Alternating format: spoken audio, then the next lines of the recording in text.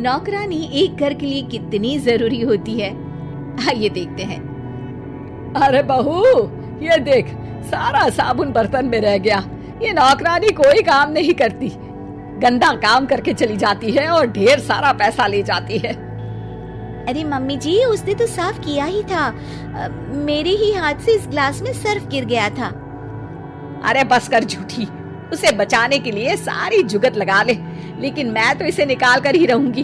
हमारे जमाने में ना कोई नौकरानी थी और ना ही ये चिकने बर्तन। चूल्हे के जले बर्तनों को राख रगड़ कर साफ किया करती थी मैं। अरे माँ जी, मैं कहाँ बचा रही हूँ उसे। और वैसे भी आजकल नौकरानी जरूरत नहीं, स्टेटस सिंबल बन गया है। अब आप बताओ, मैं मुन्ना को नीचे घुमाने ले जाऊं तो लोगों से क्या बोलूं? झाड़ू पोछा खुद लगा रही हूँ। लोग सीधा यही पूछते हैं कि कौन सी नौकरानी काम कर रही है तेरे घर पर। अरे बस कर, ये भी कोई बात होती है?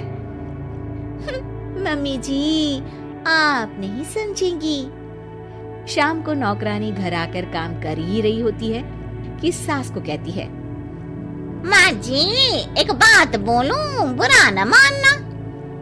अरे वैसे तो मुझे तेरी शक्ल ही पसंद नहीं है, बात क्या खाक पसंद आएगी। अरे माँ जी, सुन तो लीजिए क्या कह रही है। तो मैंने कौन सा उसका मुंह पकड़ लिया है?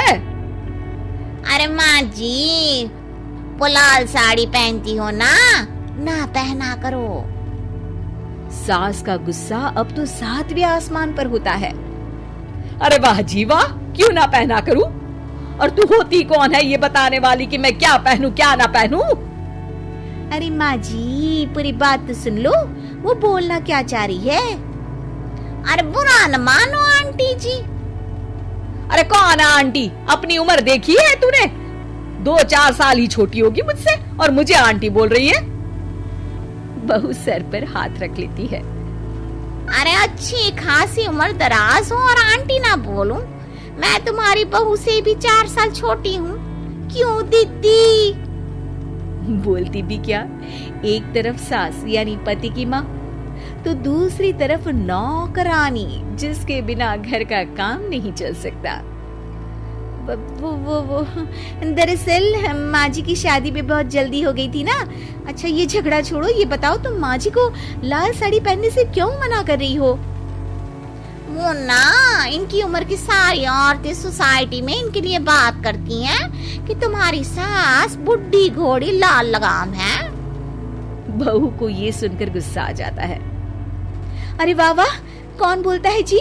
खुद क्या है यहाँ की औरतें, बाल सफेद लेकिन टाइट जींस और कोई कुछ भी पहने। अरे पहनना हमारा निजी हक है, किसी को कुछ हक नहीं बनता कि वो मेरी सास के लिए कुछ बोले।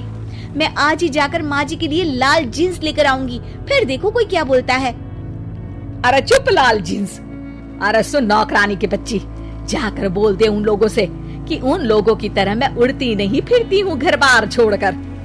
अपने बच्चों और नाती पोतों में मन लगाती हूँ, ना कि सारा दिन ताश के पत्तों में आंख गड़ाकर 3 पत्ती खेलूं।